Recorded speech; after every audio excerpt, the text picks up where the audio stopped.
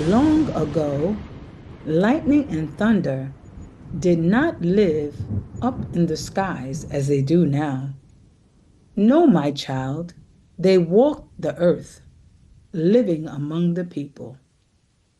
Lightning was a fiery woman, quick with her temper, quick with her tongue, and even quicker with her hands.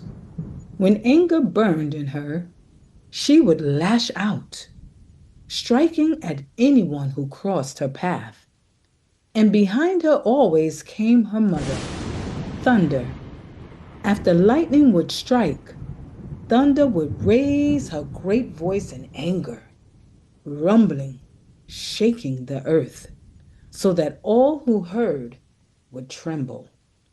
At first, the people tried to live with them, but lightning's fury grew worse.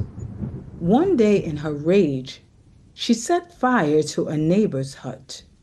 Another day, she struck a poor man's field, burning his harvest to the ground.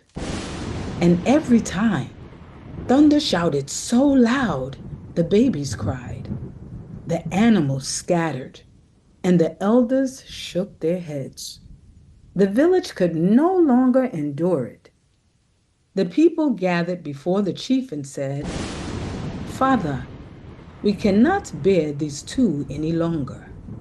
Lightning destroys our homes, and thunder frightens our children. If they stay, we will not survive." The chief called Lightning and her mother Thunder before him. He looked at them with heavy eyes and said, "Your anger has made life on earth impossible. From this day on, you shall no longer walk among us. You are banished to the sky. There, you may quarrel as you please, and your fire and your noise will harm no one's home again." And so it was. Lightning and thunder were sent to the heavens.